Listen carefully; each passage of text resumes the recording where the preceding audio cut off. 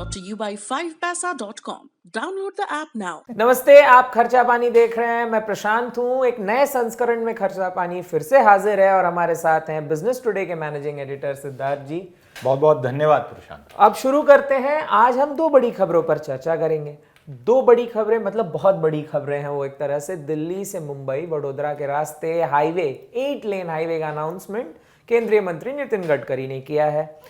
वो दावा कर रहे हैं कि ये जो पूरा हाईवे बनेगा ये 1380 किलोमीटर का हाईवे बनेगा। इसमें गडकरी ने अनाउंसमेंट करते हुए एक बड़ी बात कही। उन्होंने कहा कि अगर कोई सर्विस या कोई सुविधा चाहिए तो उसके लिए पैसा देना पड़ता है। अगर फोकट में शादी करनी है तो आप मैदान में भी कर सकते हैं। उनका कहने का सीधा मतलब था अगर आपको बेहतर सेवाएं चाहिए तो आप फिर उसके लिए पैसे दें। और ये जो उन्होंने बात कही ये इसका जुड़ाव था टोल्स से। दूसरी खबर जिस पर हम चर्चा करेंगे वो है life insurance corporation of India यानी कि भारतीय जीवन बीमा निगम LIC जिसे हम कहते हैं। हर घर की जुबान है। आमतौर पर कभी ये नहीं कहते कि इंश्योरेंस कराया क्या, ये कहते हैं कि LIC कराया क्या। तो प्राइवेट कंपनियों ने मिलकर LIC की शुरुआत की थी। प्राइवेट कॉन्ग्लोमेरेट 7 आए थे और LIC बनी थी। इसका राष्ट्रीयकरण हुआ था इनका 1957 में। और आज ऐसा वक्त आया है। एक बहुत रेवेन्यू जनरेटिंग बॉडी है भारत सरकार की और भारत सरकार कह रही है इसमें कि 5 से 10% तक हिस्सेदारी अपनी बेचेगी। अब इसमें एक पेच फंस रहा है। वो पेच है कि LIC की आखिर कुल संपत्ति कितनी है। तो इसको लेकर कई सारे बॉडीज हैं जिन्होंने अपनी इवैल्यूएशंस की हैं, जिन्होंने आकलन किया है कि LIC की कुल संपत्ति कितनी है।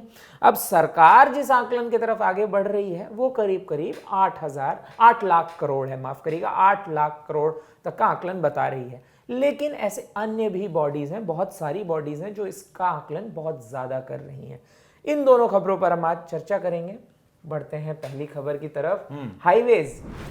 हाईवेज के विकास से बहुत सारी चीजें बन जाती हैं। कनेक्टिविटी, मोबिलिटी, इन शब्दों का आमतौर पर जिक्र होता है। अगर कहीं से कहीं पहुंचना आसान हो जाए तो बहुत सारी चीज़ों हल कर ली जाती हैं। अगर दफ्तर से आपके ऑफिस जाने की दूरी, अगर मैं दफ्तर आता हूँ मुझे 1 घंटा आने में लगता है, वापसी जाने में 1 घंटा लगता है। अगर इसे कोई 15 मिनट कर दे तो बहुत कुछ सेव हो सकता है। बिल्कुल बिल्कुल। और यही वो खबर है। क्या मायने हैं इसके, टोल्स के क्या मायने हैं? क्योंकि अगर मैं एक आम आदमी के तौर पर बात करूं, मैं एक टैक्स पेयर हूं, लेकिन आम आदमी भी इनडायरेक्ट टैक्स पेयर भी होता है। हम तेल साबुन कुछ भी खरीदते हैं उसमें सरकार को टैक्स देते हैं। तो जाहिर सी बात है जब हम सरकार को पैसा दे रहे हैं तो फिर हमें टोल देने की क्या जरूरत है? क्या कहना चाहते हैं? पहले देखिए इसको 2 हिस्सों में बांटते हैं आज की खबर को। पहले ये कि जो नितिन गडकरी साहब एक हेलीकॉप्टर लेके जो मुआयना कर रहे हैं वो इटसेल्फ एक प्रकार से हम कहेंगे यूनिक है कि एक इंफ्रास्ट्रक्चर के लिए किया जा रहा है। नॉर्मली कहीं बाढ़ आ गई, कोई प्राकृतिक विपदा हुई तो एक VIP विजिट होता है हेलीकॉप्टर में। तो ये चीज़ क्या है? दिल्ली मुंबई एक्सप्रेसवे। दिल्ली मुंबई एक्सप्रेसवे भारत की सबसे बड़ी एक्सप्रेसवे होगी। कितनी बड़ी है? 1380 किलोमीटर। कितनी लागत? तो जो उन्होंने आपने जिस विषय पे शुरू की आज की चर्चा उससे जोड़ते हुए बात कहता हूं 98,000 करोड़, यानी 1 लाख करोड़ से केवल 2,000 करोड़ कम। थोड़ा बहुत अगर उसमें एडिशन हो जाएगा तो 1 लाख करोड़ की लागत एक्सप्रेसवे।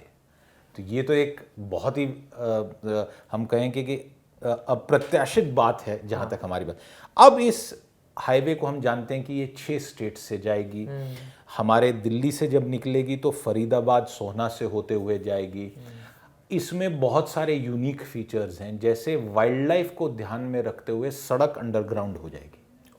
आपने सुना होगा कि बहुत बारी हाईवे, स्टेट हाईवे हो, नेशनल हाईवे हो, एक्सप्रेसवे, बड़ा एक एनवायरमेंटल है इंपॉर्टेंट इशू कि बहुत जगह पे जहाँ पहले समय में जंगल के लिए, रिजर्व फॉरेस्ट के लिए, सेंचुरी के लिए जगह छोड़ी गई थी, सड़क वहाँ से गई, ट्रेन की पटरी भी वहाँ से गई, तो देखा गया कि हाथी की झुंड कट गई। जंगली सुअर तो वैसे ही उड़ते रहते हैं। वाइल्ड लाइफ डिस्टर्ब हो जाती है। टाइगर सेंचुरी आप जानते हो, टाइगर तो इतना बड़े फैलाव एरिया में घूमने की जिनको आदत रहती है। तो एक प्रकार से मैं मानता हूं कि ये हाईवे जो होगी ये टोटली न्यू, यानी इंडिया में अगर हम कहें मॉडर्न 9 वंडर्स, तो उन मॉडर्न 9 वंडर्स में से इंफ्रास्ट्रक्चर के one of the top most उस पे होगा। तो ये हाईवे का कमाल है। अब इसके कारण फायदे क्या होंगे, बहुत अच्छे से आपने गिनवाए। आज जो गडकरी जी ने कहा, अगर उसको फिर से एक बारी दोहराएं, अगर एयर कंडीशनड हॉल में कार्यक्रम करना होगा तो किराया देना होगा जी, फोकट में करना है तो मैदान पर बैठकर भी शादी हो सकती है। यानी नितिन गडकरी के बारे में ये कहा जाता है कि वो एकदम साफ गोई से बात करने वाले व्यक्ति हैं, बिल्कुल साफ साफ बोलते हैं, जो मन में आता है और मुंह में जो बोलना है बराबर बनाते हैं। और एक प्रकार से जब कोई उनके सामने उल्टी सीधी बात करे तो वो खरी खरी सुनाते हैं। तो उन्होंने कहा क्या, ये बहुत बड़ा मुद्दा है, हम जानते हैं कि टोल नहीं देंगे, ये एक प्रकार से मुहिम है। अब उसमें रियायत भी दी गई है कि टोल के आसपास एक निर्धारित क्षेत्र है, कुछ किलोमीटर का जो वर्गफल है टोल के आसपास, वहाँ के लोकल जो रहने वाले हैं उनको कहा जाता है कि आपका तो सुबह शाम घर आना जाना, तो आपको टोल नहीं देना है, बट लंबी दूरी पे जो जा रहा है उसको टोल देना है। वहाँ तक बात समझ आती है।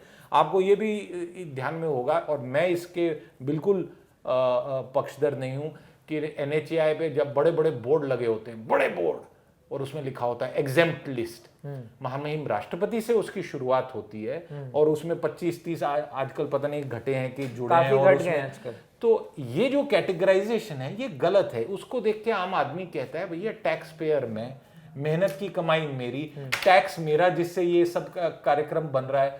तो ये होने के बाद भी मैं पैसे दूं, ये अफसरशाह ना दें, मंत्री लोग ना दें, सांसद ना दें, आमदार खासदार ना दें, क्यों? तो मैं मानता हूं कि एक मानसिकता चेंज करने की तरफ नितिन गडकरी जी ने अपने अंदाज में एक संकेत दिया है, क्योंकि टोल बड़ा आवश्यक है।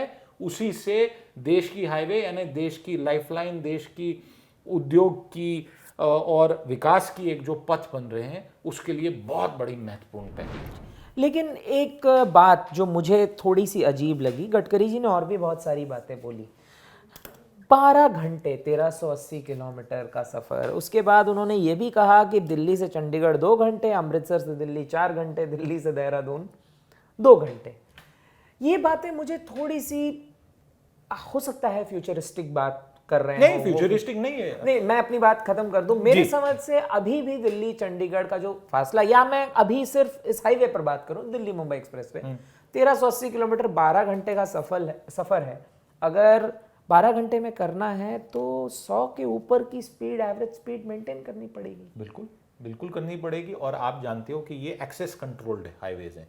अब ये भी एक शब्द है एक्सेस कंट्रोल, जिसपे कई लोगों को जानकारी नहीं, और कई लोग पूछते भी एक्सेस कंट्रोल क्यों भैया, ये क्या केवल VVIPs के लिए या जो बिल्कुल ही अमीर लोग हैं उनकी हाईवे है क्या? ऐसा नहीं है, हमने कई और एक्सप्रेसवेज देखी।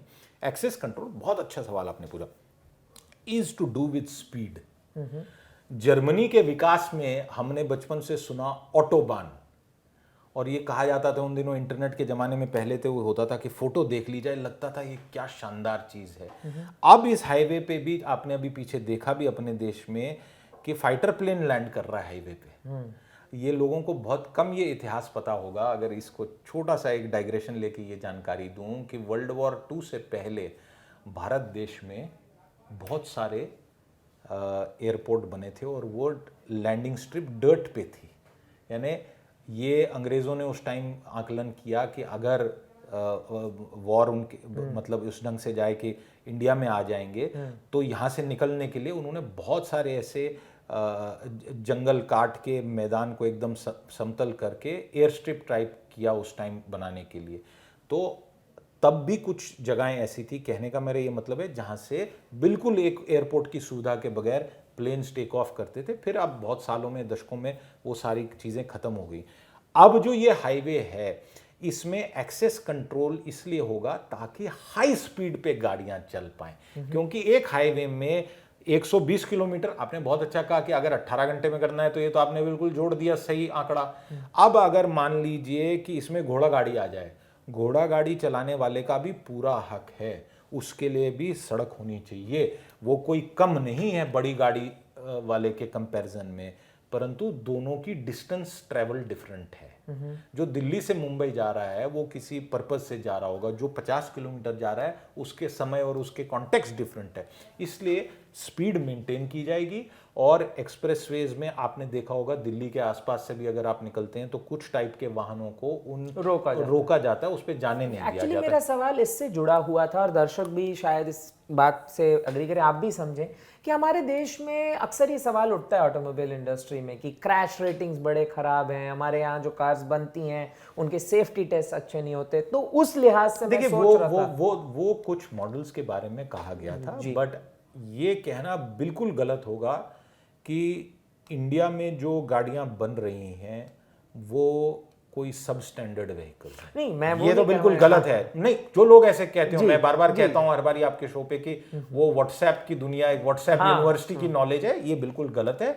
Our auto industry we should be proud of, बहुत बड़ी मात्रा में उसने सफलता पाई है। कुछ मॉडल्स को लेके पास्ट में रिसर्च हुई थी और बिना नाम लिए, क्योंकि मुझे उसकी एकदम तत्कालिक जानकारी नहीं है, मैं जानता हूं कि कुछ मॉडल्स को लेके उन कंपनीज ने उसमें जो फेरबदल आवश्यक था वो भी किया, नियम भी बदले। आपको ध्यान होगा पहले नियम होते थे कि सामने ही 2 लगेंगे सीट बेल्ट, फिर उस पर भी चर्चा हुई।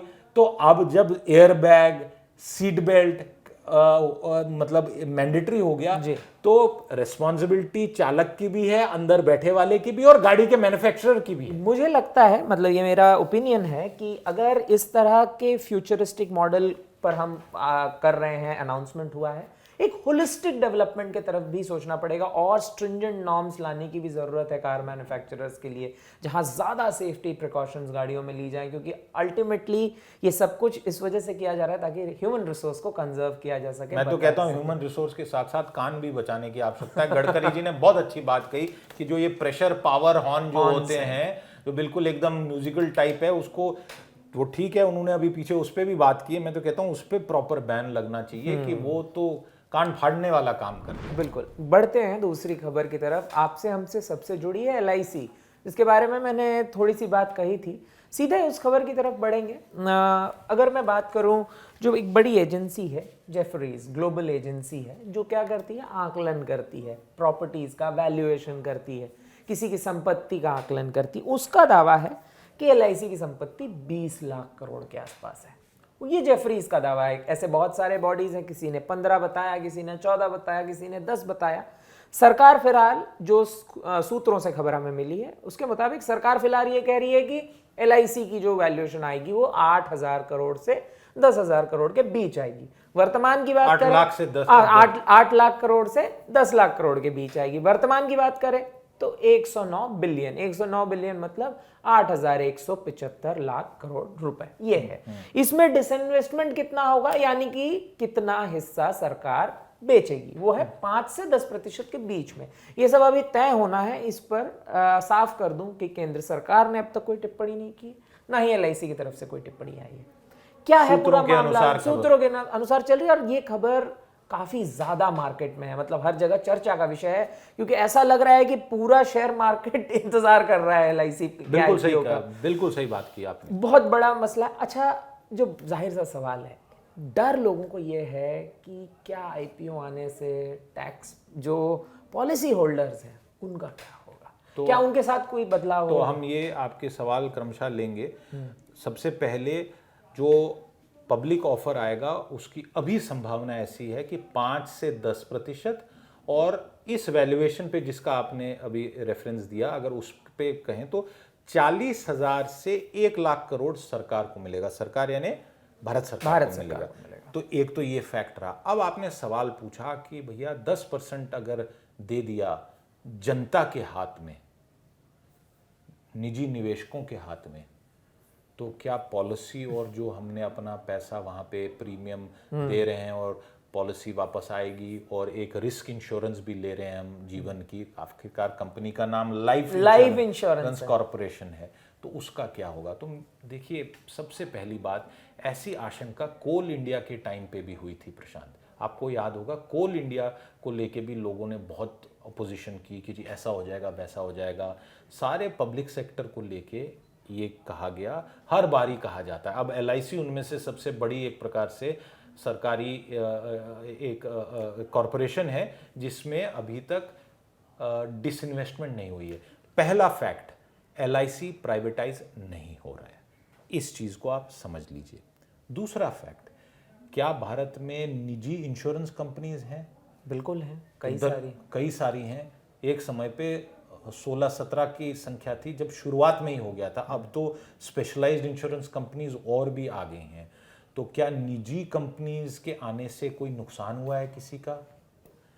तो हमें इसको ओवरऑल एक परिप्रेक्ष्य में देखना पड़ेगा कि इंश्योरेंस जितनी ज़्यादा होगी उतनी वो सस्ती रहेगी। प्रशांत, सबसे बड़ा हम लोगों को क्या आवश्यकता है कि हमारे जो इंश्योरेंस की प्रीमियम है, यानी आप 1 लाख का इंश्योरेंस करो या 1 करोड़ का, भैया प्रीमियम कम रखे, कॉस्ट कम रखो। और ये कॉस्ट वाला इशू सबसे बड़ा है।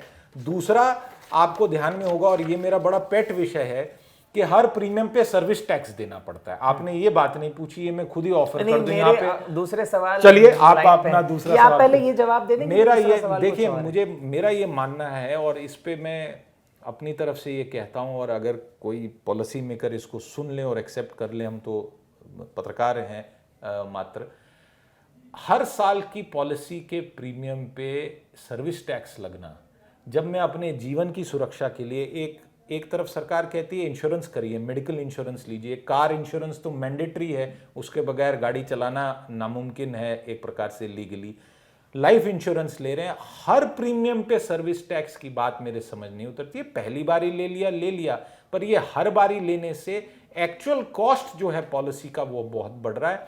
और मुझे लगता है सरकार को इसको देखना चाहिए, ताकि और आम जनता छोटी पॉलिसीज लेके अपनी जरूरत के अनुसार अफोर्डेबल पॉलिसीज ले पाएं, क्योंकि आपदा के समय पे, विपदा के समय पे, किसी और प्रकार के समय में, कोविड में हमने देखा Prashant, insurance is a must. Right. इस प्रश्न से बढ़ने से पहले आज का आखिरी सवाल, हमारे शो का आज का आखिरी सवाल होगा। लेमन ब्रदर्स कोलैप्स किया था। लेमन ब्रदर्स अमेरिका में 2008 में बहुत बड़ी बॉडी थी जो कोलैप्स कर गई, और उससे एशियन बबल भी बर्स्ट हुआ। बहुत बड़ी एक मतलब आर्थिक मतलब एक तरह से कहें तो इम्पैक्ट पड़ा, स्लोडाउन हो गया, दुनिया भर में स्लोडाउन हो गया। भारत उस इम्पैक्ट से कुछ हद तक बचा रहा। उसका बहुत बड़ा कारण, जो प्रधानमंत्री उस दौर में जो हुआ करते थे, मनमोहन सिंह ने भी कहा था कि SBI और LIC दो ऐसे बॉडीज थे जिनका नॉन क्लेम्ड इतना बड़ा अमाउंट का पैसा था। उस पैसा एक कुशन के तौर पर भारत सरकार के लिए उस समय में काम किया था। आज भी LIC एक प्रॉफिट मेकिंग बॉडी है। LIC के जो रिसोर्सेज हैं, उसका जो वैल्यूएशन आ रहा है, इंडियन रेलवेज के बाद दूसरी सबसे बड़ी बॉडी है जिसके इतने एसेट्स हैं, बहुत बड़ी तादाद में है सब कुछ LIC के पास। ऐसे में क्या ज़रूरत है सरकार को LIC में हिस्सेदारी बेचने की? ये सवाल जाहिर है, कोई भी पूछे। बिल्कुल वाजिब सवाल है। और इसका जवाब देने से पहले क्विकली एक बात पूछूं आपसे? जी जरूर। आपके पास 20 कमरे का बंगला है जी, आपने एक कमरा किराए पे चढ़ा दिया, 2 कमरे किराए पे चढ़ दिए, कोठी बिक गई क्या?